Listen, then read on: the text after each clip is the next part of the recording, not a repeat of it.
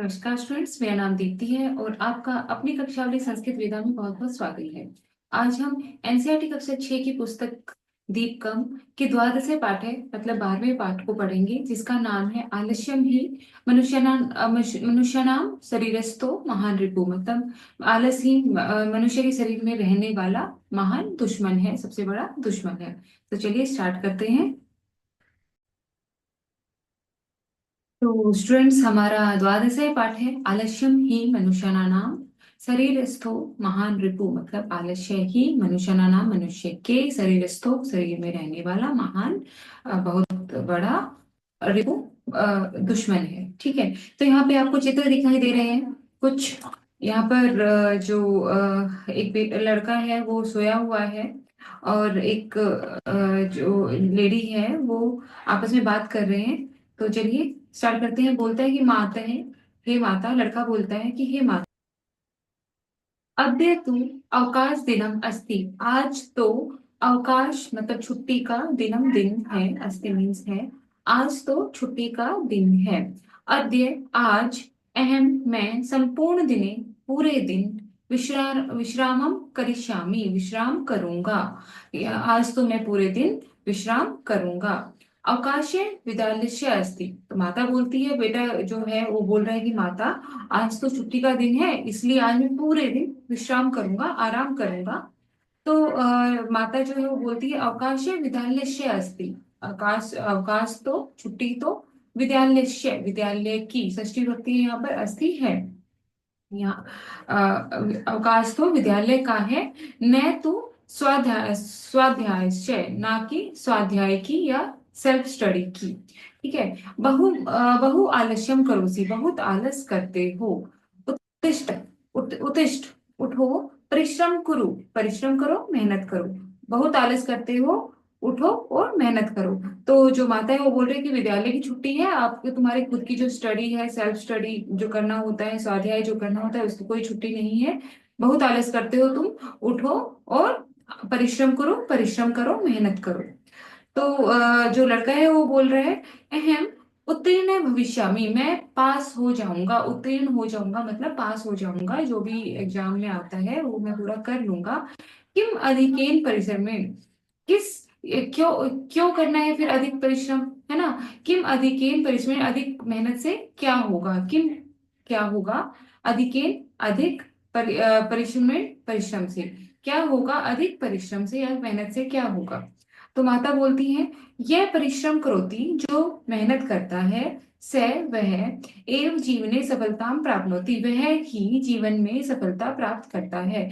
यह मीन्स जो परिश्रमम, परिश्रम करोति करता है, स वह एव ही जीवने जीवन में सफलता, सफलता को प्राप्नोति प्राप्त करता है। द्वितीय विभक्ति हो गई तो कर्ता ने कर्म को मतलब सफलता को। परिश्रम में एव मनुष्य मित्रम अस्ति। परिश्रम ही, एव का मतलब होता है बेटा ही। परिश्रम ही मनुष्य, मनुष्य का षष्ठी विभक्ति है यहाँ पे, मित्रम अस्ति, मित्र है। ठीक है। अगला है आलस्यम तु शत्रु इव अस्ति। जो आलस्य है वो तो शत्रु ही है। तो आलस्य तो शत्रु ही है। जो सबसे बड़ा मित्र कौन है, हमारा मेहनत है, और आलस्य हमारा सबसे बड़ा शत्रु है। तत्कथम माता, वो कैसे माता। जो पुत्र है, जो बेटा है, वो बोल रहा है कि वो कैसे माता, हे माता वो कैसे, मतलब हमारा शत्रु कैसे हुआ, आलस और परिश्रम हमारा मित्र कैसे हुआ। यदि क्या तुम इच्छसी, तो माता बोलती है कि यदि जानने की इच्छा रखते हो, तरही एताम कथा पढ़, तो यह कथा पढ़ो। यदि जानने की इच्छा है तो तरही मीन्स तो, एताम कथा पढ़, यह कथा पढ़ो। तो देखते हैं नेक्स्ट क्या है कथा में। यहाँ पे एक चित्र दिया गया है। यहाँ पे एक भिखारी है, भिक्षा मांगने वाला। कुछ दुकानदार हैं, कुछ लोग इधर उधर चल रहे हैं, कोई कुछ सामान खरीद रहा है, कोई ऐसे सारा, मतलब ये मार्केट का चित्र है। तो एकस्मिन् विशाले ग्रामे कश्चन भिक्षुके आसीत्, आसीत्। किसी विशाल गांव में एक कोई भिक्षुक था। आसीत मीन्स था। ठीक है। एकस्मिन विशाले, एक विशाल ग्रामीण गांव में, कश्चिन कोई, भिक्षुक है भीख मांगने वाला, भिक्षुक, आसीत था। यद्यपि जबकि स वह उन्नतः दृढ़ काय च योग्य आसी।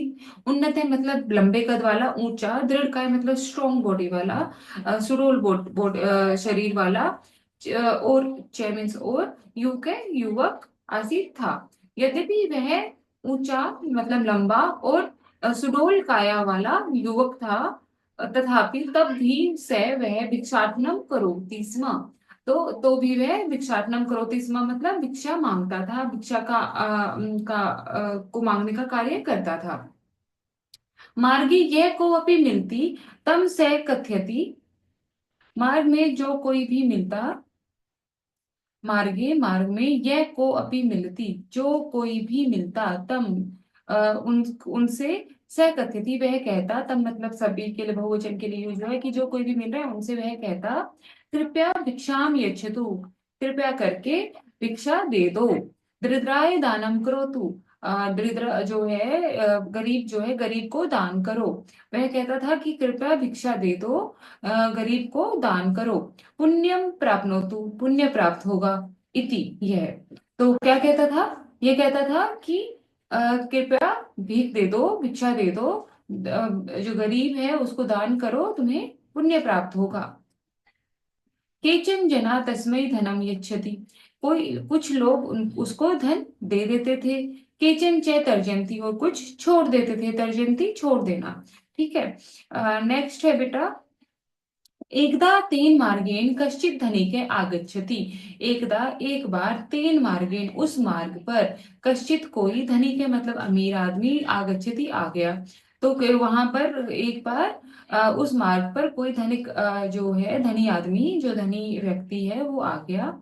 स भिक्षुके मनसी एव चिंत्यति, वह भिक्षुक मन में ही चिंतती चिंता करता है, सोचता है कि वह भिक्षुक भिक्षुक मन में ही, ये मीन्स ही चिंतित ही सोचता है, अहो मम भाग्यम, अरे मेरी किस्मत किस्मत, अरे मेरा भाग्य, अद्य अहम प्रभुतम धनम प्राप्नोमि इति, आज मुझे बहुत सा धन प्राप्त होगा। यह क्या मतलब क्या, कैसे भाग्य हुआ, वो बोल गया अरे वाह मेरी किस्मत, कि मुझे आज तो बहुत अधिक धन प्राप्त होगा। प्रभुतम मीन्स बहुत अधिक, धनम धन, प्राप्नोमि करूंगा, प्राप्त करूंगा। ठीक है, भिक्षुक है धनिकम वदति, जो भिक्षुक है जो आपका भिक्षा मांगने वाला है, भिखारी है, वो धनिकम धनिक जो अमीर व्यक्ति है उसको कहता है, वदति कहता है, आर्य, हे आर्य, हे श्रीमान, अहम अतीव दरिद्र अस्मि, मैं बहुत दरिद्र हूँ, मैं बहुत गरीब हूँ। अतीव मीन्स गरीब, बहुत अधिक, और दरिद्र मीन्स गरीब, अस्मि हूँ मैं। हे श्रीमान, मैं बहुत गरीब हूँ, कृपया दानम करो तू इति। क्या कहता है वो, इति यह कहता है कि कृपया दान करो, मैं बहुत गरीब हूँ, कृपया दान करो। धनिक तम पृष्ठवान, धनिक उससे पूछता है, किससे, भिखारी से, तुम किम इच्छसी, तुम क्या चाहते हो, तुम किसकी इच्छा करते हो। आर्य, ये श्रीमान, अहम प्रभुतम धनम इच्छामि, मैं बहुत अधिक धन चाहता हूँ। इससे इति से सविनयम उक्तवान, यह उसने विनय पूर्वक, नम्रता पूर्वक कहा। ठीक है, तो जब धनिक के पास गया, वो धनी व्यक्ति ने पूछा कि तुम क्या चाहते हो, तो उसने बोला कि मैं बहुत ज्यादा धन चाहता हूँ, और यह ऐसा उसने बहुत ही रिस्पेक्टफुली कहा, बहुत ही विनम्रता के साथ कहा। ठीक है, तो नेक्स्ट पेज पे चलते हैं बेटा। नेक्स्ट पेज पे है, तदा धनिक वदति, तब धनिक ने कहा, तब धनी व्यक्ति ने कहा, अमीर व्यक्ति ने कहा, अहम तुभ्यम सहस्त्रम रूप्यकाणि यच्छामि, मैं, अहम मतलब मैं, तुभ्यम तुम्हें, सहस्त्रम, सहस्त्रम मतलब हजार, रूप्यकाणि रुपए, यच्छामि दूंगा। त्वम मह्यम तव पादौ यच्छ, तुम मुझे अपने दोनों पैर दे दो, पादौ मतलब द्विवचन हो गया, तो मतलब दोनों पैर, है ना। तो तुम मह्यम मुझे, तव तुम्हारे, पादौ दोनों पैर, यच्छ दे दो, मैं तुम्हें 1000 रुपए दूंगा, तो तुम मुझे दोनों पैर दे दो। भिक्षुक वदति, भिक्षुक ने कहा, अहम मम पादौ तुभ्यम कथम ददामि, मैं अपने पैर तुम्हें कैसे दे दूं। अहम मैं, मम पादौ मेरे पैर, तुभ्यम तुम्हें, कथम ददामि कैसे दे दूं। बिना पादौ कथम वा चलामि, तो बिना पैर मैं कैसे चलूंगा। धनिक वदति, धनिक जो है अमीर व्यक्ति जो है वो कहता है, अस्तु ठीक है, त्वं 5,000 रूप्यकाणि स्वीकुरु, तुम 5,000 रुपए स्वीकार करो। ठीक है, सहस्त्रम मतलब हजार, पंचसहस्त्र मतलब 5,000, रूप्यकाणि रुपए, स्वीकुरु स्वीकार करो, ले लो, मह्यम तव हस्तौ यच्छ, मुझे तुम दोनों अपने दोनों हाथ दे दो। मह्यम मुझे, तव तुम्हारे, हस्तौ दोनों हाथ, यच दे दो। भिक्षुक वदति, फिर भिक्षुक है जो वो कहता है, हस्तभ्याम विना अहम कथम भिक्षाम स्वीकरोमि, हाथों के बिना मैं कैसे भिक्षा स्वीकार करूंगा। हस्तभ्याम हाथों के बिना, अहम मैं, कथम कैसे, भिक्षाम भिक्षा को, स्वीकारोमि स्वीकरोमि स्वीकार करूंगा। एवमेव धनिकै सहस्त्रधिके रूप्यके तस्य अनेकानि शरीरंगानि क्रेतुम इष्टवान। इसी प्रकार, एवमेव मतलब इसी प्रकार, धनिक है धनी व्यक्ति, सहस्त्र अधिके रुपए, सहस्त्र अधिके रुपए मतलब हजार से अधिक रुपए में, तस्य उसके, अनेकानि अनेक, शरीरंगानि शरीर के अंगों को, क्रेतुम खरीदने का, इष्टवान इच्छा रखता है, कि वो बहुत सारे ऑफर देता है उसको, कि अच्छा ठीक है, पैर नहीं तो आंखें दे दो, नाक दे दो, कान दे दो, इस तरह से, है ना। तो किंतु भिक्षुक है निराकृतवान, लेकिन भिक्षुक ने मना कर दिया। तदा धनिक उक्तवान, तब धनिक ने कहा, तब धनी व्यक्ति ने कहा, पश्य मित्र, देखो मित्र, हे मित्र देखो, तव समीपे एव सहस्त्राधिक मूल्यकानि वस्तुनि सन्ति, तुम्हारे समीप ही, तुम्हारे पास ही, सहस्त्र अधिक मूल्यकानि, हजार से भी अधिक मूल्यवान वस्तु सन्ति, वस्तुएं हैं। तथापि, तो भी, किमर्थम त्वम आत्मानम दुर्बलम मनने से, तो भी तुम किस अर्थ में अपने आप को दुर्लभ मानते हो, है ना, गरीब मानते हो, दुर्लभ मानते हो, जिसके पास बल ना हो दुर्लभ, जिसके पास बल ना हो।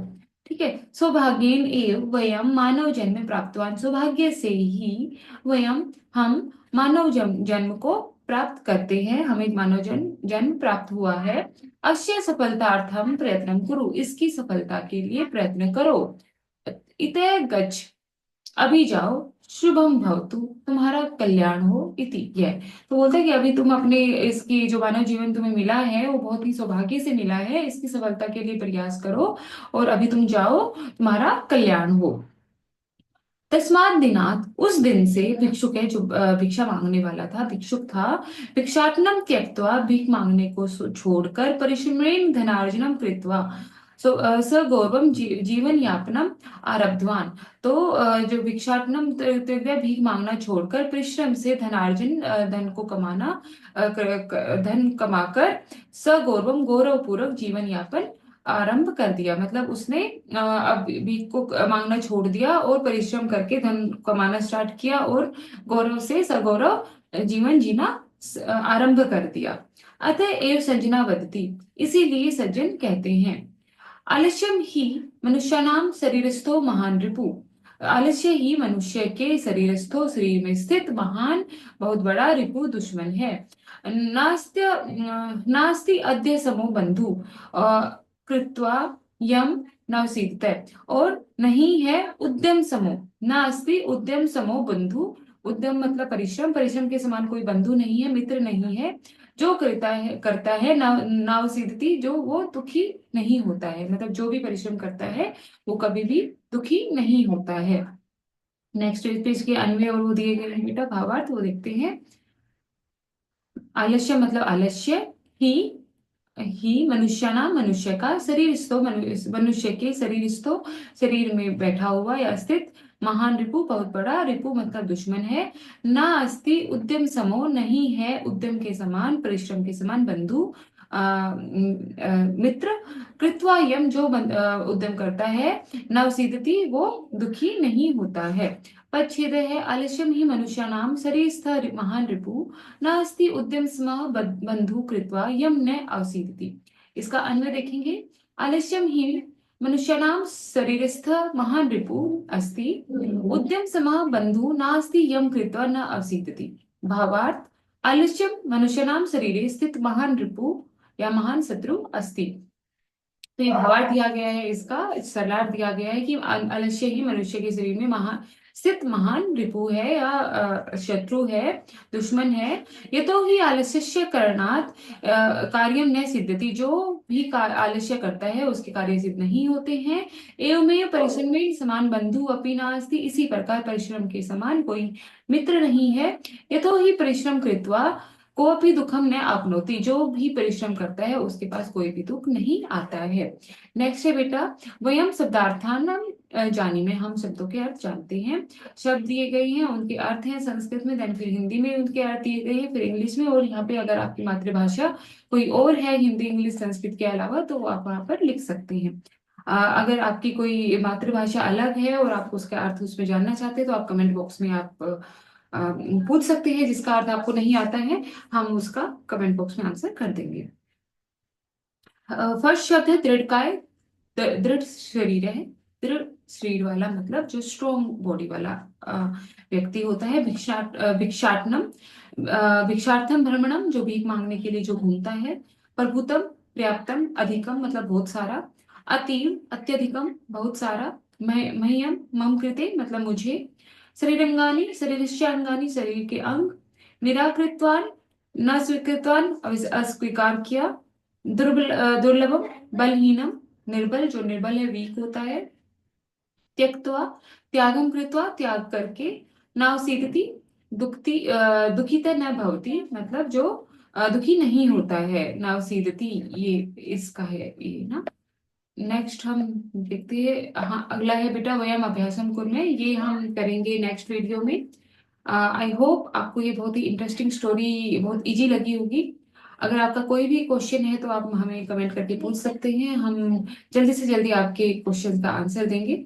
तो मिलते हैं नेक्स्ट वीडियो में इसके अभ्यास कार्य के साथ, तब तक के लिए नमस्कार, थैंक यू।